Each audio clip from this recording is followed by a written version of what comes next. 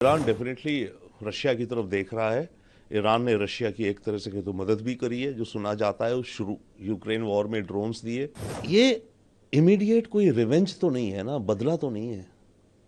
Iran को इस समय कोई बदला लेना है। भारतीय प्रधानमंत्री मोदी जी ने जो बात करी है ईरानियन प्रेसिडेंट से, और इससे पहले हम इसराइल से भी करे हैं, उसमें हम बार बार यही दोहरा रहे हैं कि इस दुनिया में देशों को जीना होगा और दूसरों को जीने देना होगा।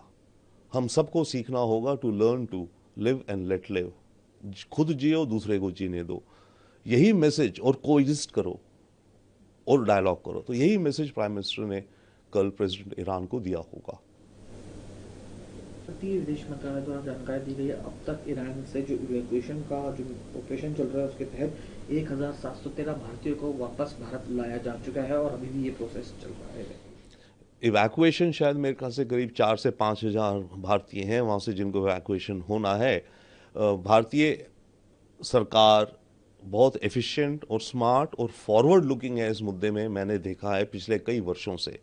राइट, यमन हुआ, सूडान हुआ, यूक्रेन हुआ, और इन सब केसेस में भारत केवल अपने ही नेशनल्स को नहीं, दूसरे देशों के नेशनल्स को भी लाता है। हमारी जब कैपेबिलिटी है भाई, जब हम एक वर्ल्ड पावर, हमारी क्षमता है, तो हम औरों को भी तो हेल्प करें, खास करके ग्लोबल साउथ को।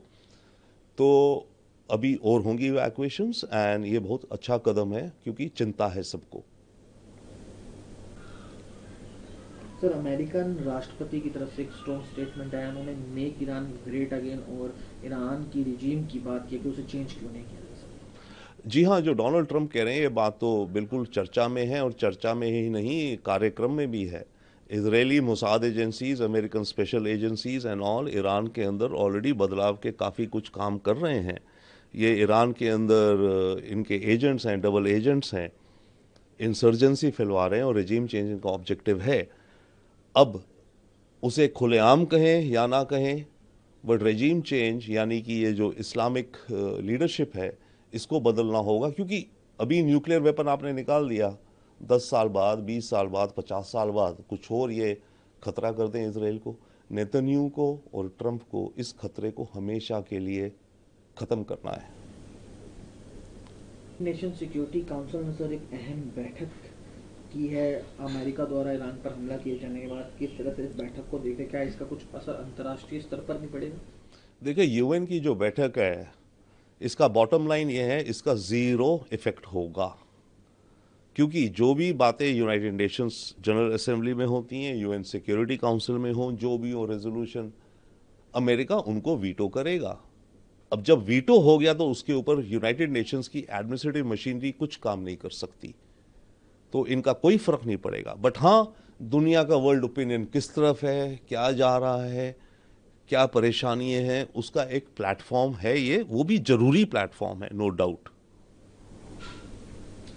हम जो है अब अपना रुख रशिया की तरफ कर रहे हैं। वहीं व्लादिमीर पुतिन ने भी रशिया की तरफ से ईरान की तरफ अपना सपोर्ट जाहिर किया है। देखिए, ईरान डेफिनेटली रशिया की तरफ देख रहा है। ईरान ने रशिया की एक तरह से तो मदद भी करी है, जो सुना जाता है उस शुरू यूक्रेन वॉर में ड्रोन्स दिए, और टेक्नोलॉजी खैर अब ट्रांसफ़र हो गई है रशिया को। तो इस समय यस, ईरान का अगर कोई स्ट्रॉन्ग पार्टनर आ सकता है इस समय, केवल और केवल रशिया है। चाइना आएगा नहीं। चाइना अपने को दुनिया में एक स्टेट्समैन दिखाना चाहता है, और कोई और बड़ी शक्ति नहीं है ईरान के साथ, छोटी भी शक्ति नहीं है। रशिया ही एक मात्र अच्छा स्ट्रॉन्ग पार्टनर है जो ईरान को मिल सकता है, पर वो स्ट्रॉन्ग पार्टनर भी ईरान के लिए कुछ ज़्यादा नहीं कर सकता।